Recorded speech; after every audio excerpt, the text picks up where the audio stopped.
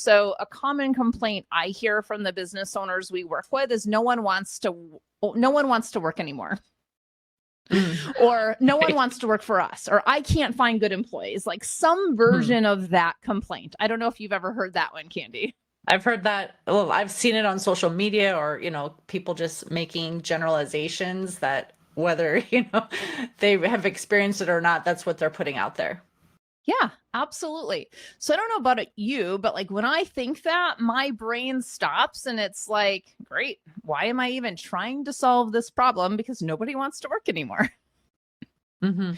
So the first step is, what are the facts? And when we can really look at what the facts are, we can get clear on what the problem is. Because no one wants to work anymore. I don't know what that problem is, right?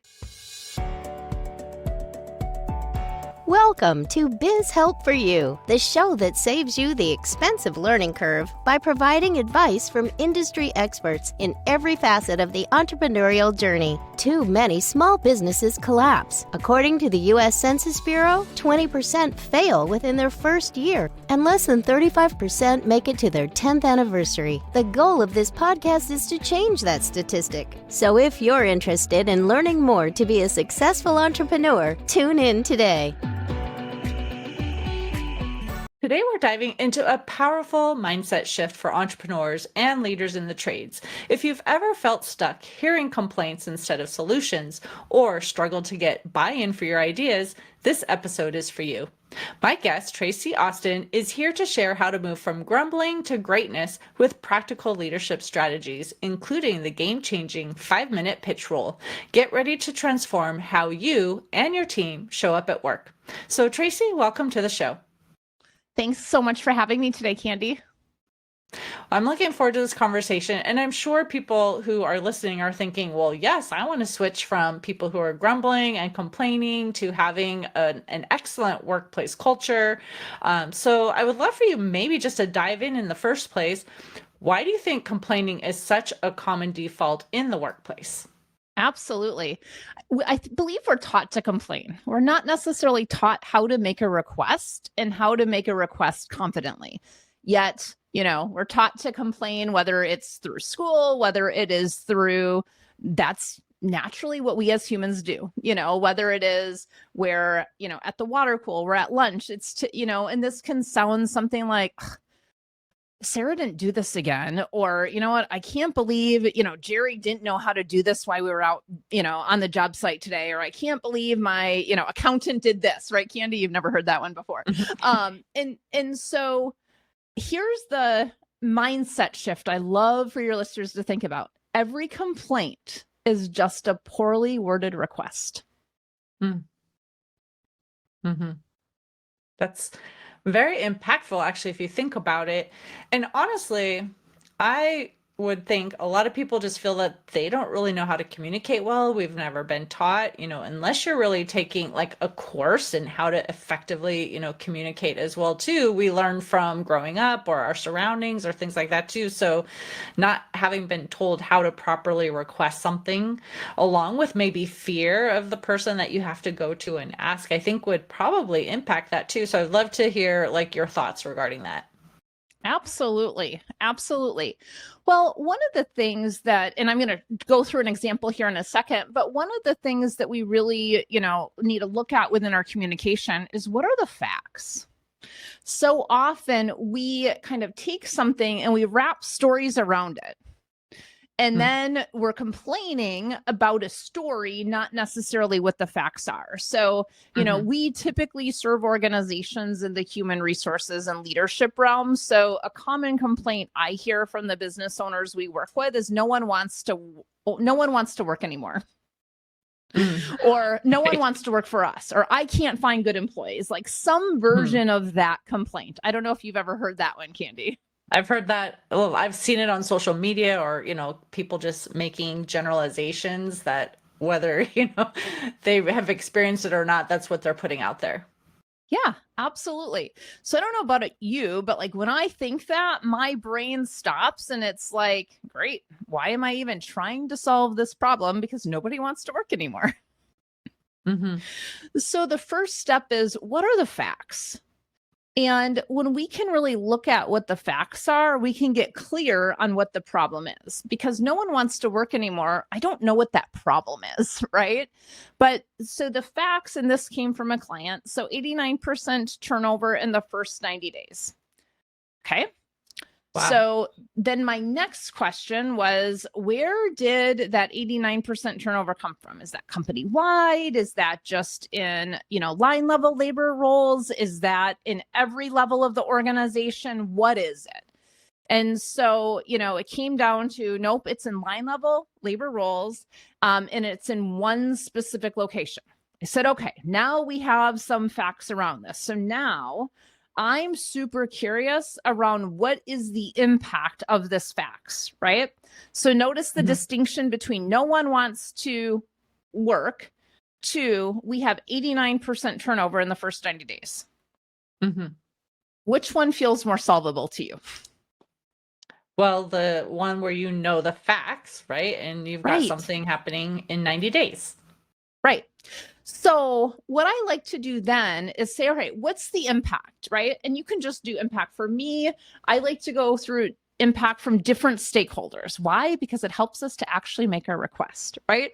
So what is the impact for me if I am the foreman making this complaint? The impact for me, if we have 89% of turnover, means that I'm on the tools 90% of the time, meaning I'm not actually doing the foreman job that I'm hired to do,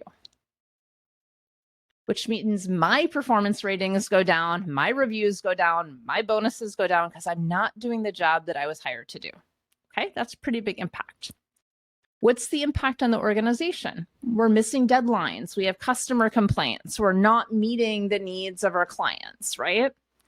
Employees are burnt out and frustrated because they're continually working short on job sites, or they're continually training people that do not want to stay and that don't stay. So it becomes, do I train someone or do I just go do the work? And what then happens is we alienate our new hires coming in, which increases the turnover in the first 90 days. And then we potentially it's a self-fulfilling prophecy. Yeah, exactly. So now that we have the complaint, no one wants to work, the facts, 89% of turnover in the first 90 days in one specific location, very specifically with a labor role. We've got the impact on me, 90% of the time on the tools, not doing the job I'm hired to do. We're missing deadlines. We're burning out our current employees, which is increasing turnover within our long-standing employees, and we're not meeting our customer needs. So what is the request that we actually have, right? So from there, I feel like now we can make some pretty strong requests. So here's a number of requests we can make out of that. So the first request is to find the root cause of turnover. Is turnover happening because we're hiring warm bodies? Okay, in this situation, we were warm body hiring. So, all right, so what is the hiring metrics that we want to handle? So we're going to hand that one off to HR, and we're going to work very closely with HR on that. So we've solved one portion of it. The second portion of it is, what do we need to do from a training perspective for our new team members coming in to ensure that they have the tools that they need to be successful? So that would be, let's create an onboarding program for them to ensure that there's actually a checklist of what they need to learn when and what to be proficient before we put them out there by themselves, right? And then that third piece that was the request is, how do we ensure our line level staff that are on the job actually know how to train new hires versus just say, forget it, I'm just going to go do my job? How do we incentivize them for that? So those were actually 4 requests, right? HR, let's hire the right people and let's get us involved in it once we've created the time. Let's ensure we truly have a new hire onboarding mentoring program to ensure that we know what we're training them on, and we've got a checklist for proficiency, that we've trained our new hire buddies on how to bring folks on. And then that fourth one is that, we're kind of pulling all these things together to ensure that they feel welcomed into the culture. So if I think a lot of times too, that leaders in their companies are kind of too far out of the day to day because they're higher up, they're managing, they're looking at strategic things or whatever, and they don't always see all of the problems. And, the goal should be to be able to have employees come up with some solutions or ideas too, and Yes. bringing them to, the leaders, whether it's their direct manager or whoever that might be. So do you have any ideas on how the company can encourage staff members to really come up with these solutions and present them instead of just letting things continue or grumbling, while they're working about the problems? 100%. So we actually call this our tough talk audit. Okay. And so there's really kind of 6 steps for this. And one of them is we have to give team members permission to bring things forward. So often we don't feel like we can bring something forward to our leaders. And so when we can create a really strong relationship with our folks and meet them where they're at, and what I mean by that is, when we work a lot with trade organizations. So when we bring folks from the field into the office for a conversation, do we think they're actually going to talk to us? Probably not, because that's not their normal work environment. Mm-hmm. So, if that foreman then is out on the job site with their team members, once a week or whatever that is, where there is that FaceTime, or there's, the tool talks in the morning before everybody leaves and goes out to their separate location, whatever that is, that relationship and conversation is there. And we're instilling and saying, hey, what's going on? What's going on with this? What's not working? And the reason why complaints, what we do is, if I say, hey, Candy, tell me what is going great in your organization.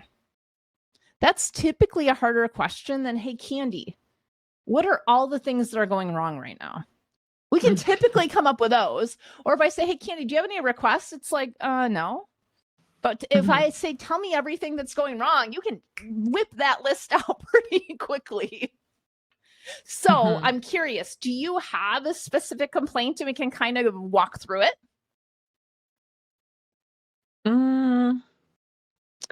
Or you can Good question. Obviously there's always things. I would say, maybe there's one of the things is communication between like prospects, right? Where they're interested, we're asking for some information, and then we're not getting things right away. And then of course staff's taking time to follow up. And I think there's probably some frustration around that. Like, just tell us if you're not interested, or, if you could provide the information, but otherwise we're taking time. They feel like maybe they're bothering them, and then someone will finally reach out and they're interested, but it just took a lot of time. Yeah. Absolutely. Absolutely. And so, the first conversation, I'm going to flip back and forth out of role play and into explaining the steps. Does that work for you and your listeners? Sure. So, the intention for me in this conversation, Candy, is to get to a solution or a resolution for the requests that you have, right? And so how I would probably start that conversation is, hey, Candy, I've noticed that we tend to spend a ton of time working directly on, prospects of kind of a yes or no in there. And there's a lot of kind of lag time in between. What do you think is working or not working right now in that process?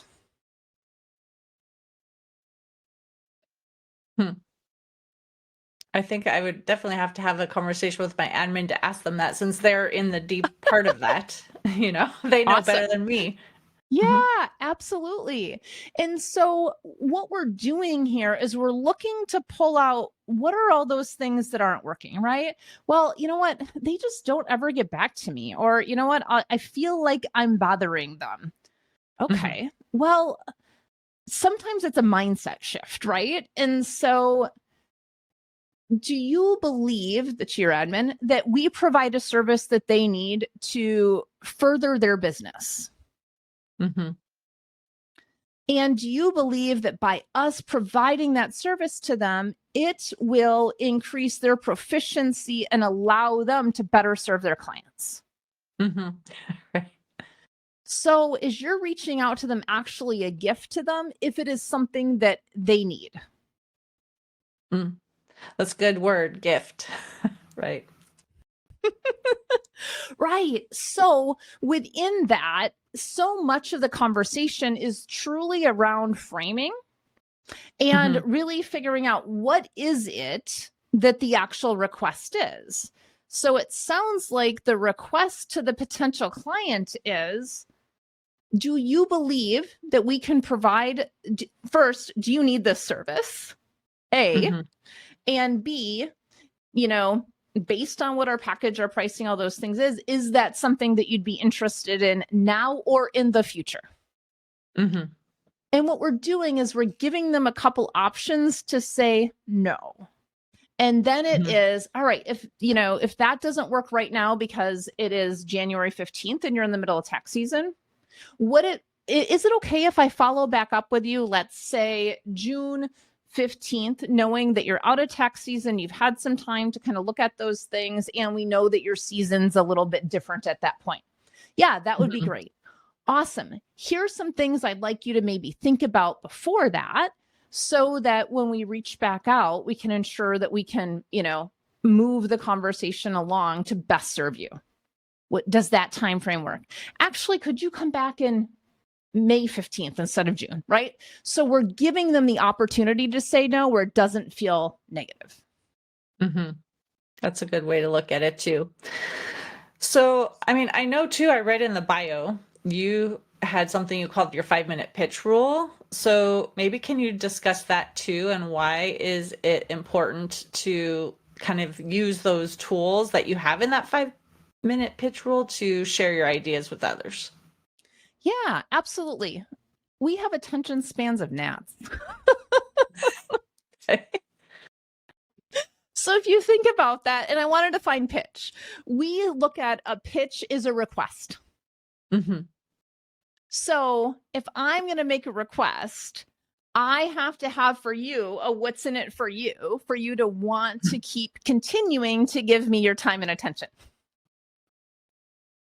So within that, it's really looking at, all right, what do they need? Do I have all the facts around what they need? Can I actually serve them, right? Can I actually serve them with what's being needed? Or is it really just more questions that I need to ask to understand that? And within that 5 minutes, the 5 minutes is also very much around, again, we work mostly with trade organizations. Things move really quickly. Therefore, a lot of times we only have 5 minutes before the next thing's coming on, or we're being pulled in another direction. And so we want to make sure that we're asking a succinct request. That we're figuring out what are the facts, how can we get to what the request is, what's not being said. And so if we can listen into maybe what's not being said within that, and then the goal here is to enroll them in whatever we're trying to lay out, but we need to get the request out there for that. And then the key within that 5 minutes is to clarify next steps. So we've closed the conversation. And as you stated at the top of our conversation today, is communication is typically where all of the breakdowns happen. If we don't clarify the next step and the responsibilities, what we're doing is we're continuing to move forward with a lack of accountability. And that 5-minute pitch rule, that is able, obviously internally, you could use that for your team, but that is the same for like external communication as well. Like you were giving the example of, me and my team and talking to someone who's maybe a prospect or maybe a customer or something too. So it really could be for any type of communication. Yeah, absolutely. And a key with communication is it succinct? Do we know what we're asking for? And so what is the definition of something, right? And I don't know if you've noticed this, Candy, with staff and clients, but your definition of good and their definition of good can sometimes be two very different things. Right. You have to be clear on your expectations. Correct. Yep. And then typically what we do is we have folks follow up in an email. Now, sometimes this works with folks that are frontline and sometimes it doesn't, depending upon if they have email or not, but getting some sort of communication back. So, that may look like, hey, Candy, thank you so much for the conversation around working directly with prospects. Here's the, top 3 things that I heard you were going to do after a call is you're going to talk to your admin, find out where some of those gaps are and what some of the questions are that we can really ask prospects to ensure that we're a great fit for them. And you're going to do that by, June 15th at 3 p.m. That by when is so important. And you asked me for our Tough Talk audit and our Tough Talk blueprint. And here's a link to our Tough Talk audit if you want to follow up with a conversation there. And here's that Tough Talk blueprint that gives you the 6 steps to a productive Tough Talk. Wow, that was a tongue twister. I guess what I would love to know from you then too is you were talking about what you should be doing in your communication, right? And have, this succinct idea or, setting a follow-up date or, things like that too, to, have that pitch that you're giving. But what are some of the mistakes maybe on the opposite side of it that you've seen people making and how can they correct those? Hey, Candy, can you follow up with Tina on that sales thing we talked about last week? So there's an example. Exactly. Right. And so often we do these flyby conversations and we go, sure. And it never clicks. Oh, wait, that, that sure was actually a promise. And what happens is we make all these promises throughout the day. And as soon as you go, to me, I'm counting that as done, that I can pull it off of my to-do list. And you didn't even catch it. Right. Or, you asked me to do something and you thought it was done and I didn't catch it. Right. So these drive-by fast fly conversations tend to, one, get missed in the definition. We have different definitions for things. We forget about them because they're not written down anywhere. Or we don't put a buy-in on it. And I assume that, by the end of July is fine. And you're like, hey, that was supposed to be done by Thursday at 4. I didn't know that, right? So then it starts to create the animosity of, well, so-and-so is not doing their job. It's like, well, hold on a second. Let's figure out what actually happened. I would think also that potentially, and this is, of course, I'm not the pro, but this is just my assumption, is that if you're talking to someone and you just get that, it could be that they're actually focused on something else and they're just responding because they heard you say something, but they really weren't focused on what you were saying. And so it didn't really get in the brain for them to even remember that they agreed, in your opinion, to something as well, right? Oh, 1,000%. 1,000%, right? Because we weren't being respectful of what they were currently working on. And if we don't know what their behavioral style is and we pull them away from something, it's going to actually slow down their productivity on their current project. I know I've told that to my husband sometimes too, if I'm working, because now, we're fully remote. I work from home and things like that too. And sometimes he'll be here and I'm focused on something and then he'll maybe come to start to talk to me thinking I'm just there, right? And then I have to tell him like, I was like deep in focus right now and I wasn't really hearing what you were saying. So you have to like make sure you actually get my attention, so that I hear what you're saying and then I can respond, because I could potentially be doing the same thing where I might have said, or something too, if I was doing something, so I've had to tell them that too, like, especially first thing in the morning, like the first few hours of the day, I'm trying to really focus on things and get things done before all the interruptions, are coming too. So I would see that as something that could for sure happen in a workplace as well. Yeah, absolutely. Absolutely. And there's multiple levels of this, right? And it's an and both on, the goal here isn't whose fault is it? The goal here is, how do we all kind of increase our awareness, start to define, the way that we work and, start to ensure that we can set those clear expectations with buy-wins. to start moving those things forward, which means we're starting to make requests instead of just the complaints. So then how does staff really strengthen their presentations to make sure that it's coming across as an idea and not just a complaint? Yeah, absolutely.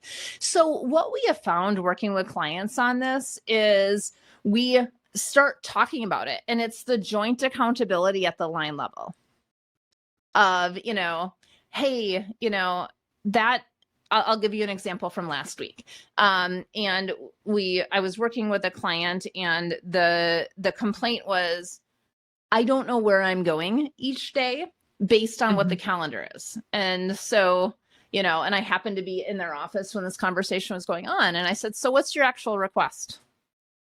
I said, because really what you're saying is that's a complaint. So what are you actually asking for? And they're like, I want to know where I'm going. I said, okay. More? And they're like, well, I'd like to know the day before. I said, is that possible based on this business? 70% of the time. I said, okay, great. So what's your request? Right? So what happens is we start to just have conversations about it.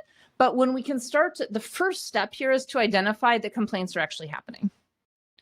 And, what it does is it starts to shift the culture into how do we start speaking and framing in what we actually want or need and giving ourselves permission to ask for that versus complain about it. So, a common phrase is kind of like, so is that a complaint? Yeah. So what do you actually want? I guess I want this. Okay. And, it becomes, in a way, a game of, all right, how do we start shifting this? Because it starts to feel better in the workplace. I'm also thinking of situations where obviously some businesses you're still face to face, so you're working in the same room. Some, again, like we are remote. And so sometimes you could be on a video chat and you can see the person. Sometimes it might be like a quick, like a Teams message, or people use Slack or whatever. And I think sometimes there is a wrong interpretation even of how things are being said, because either you're writing a quick message or you can't see the person. And so you might kind of infer tone incorrectly. So what would you say maybe about that type of communication too? And how can we make sure that we're not like misunderstanding the messages that we're being given? Yeah, that's such a great question. And the air of caution here is if we don't understand the intent, we pick up the phone or we pick up the Zoom chat, right? Like whatever that is again, the key thing here is we're going back to definition. Do we both believe that a pear is a pear, right? Do we both believe that an apple is an apple, right? And so we need to ensure that we have the same definition of that. And a lot of times this comes up in performance conversations, especially around priorities. So a quick thing you could do today with your team that's remote is I may say, hey, Candy, what are your top 3 priorities for the day? And I'm going to put what I believe, what my top 3 priorities are for you. And then let's just hit send at the same time in the chat. What we typically see is that what you believe the priorities are and what I believe the priorities are as your leader are 2 completely different things. And what we've done is we've just litmus tested that, which means now we need to start having a different conversation. And so like in remote ways, in remote workplaces, I love that little chat game of, hey, what's your definition of this? Let's just put it in chat and share it and just see how aligned or not aligned we are. And then again, we can create that into almost a fun game of let's see how aligned we can get on this specific area of everyone on the team. And so again, it shifts the culture into nobody's wrong, but let's ensure we're all aligned, because when we're all rowing in the same direction and agree on it, we're going to have many more wins together. That's a good example there too, the whole rowing thing too, because, we always learn you have to be rowing at the same time, the same direction, all of those things too. So even that image, definitely makes it seem, like, oh yes, that's what we all want to do. We want to be on the same page, or we want to be on the same team, and like you said, just making sure we understand what the other person is thinking. That's a great way to go about doing it. So I know this has been very informative. I've definitely, enjoyed the conversation and some of the examples that you've been given. And I know we're coming close to the end of the time we have together. So I wanted to ask, do you have an offer that you would like to extend to our listeners? And if they want more information from you or they want to get in touch, what's the best way for them to reach you? Yeah, absolutely. We have something called our Tough Talk Audit. So if you would like to kind of walk through, a situation, a complaint that you have and how to address that, we absolutely have that. So when you sign up for that Tough Talk Audit, you will get a copy of our Tough Talk Blueprint as well that lays out everything that we talked about today. We also have a podcast called the People Strategy Podcast, where a lot of these items are walked through there. And you can find us on our website at elevatedtalentconsulting.com. Perfect.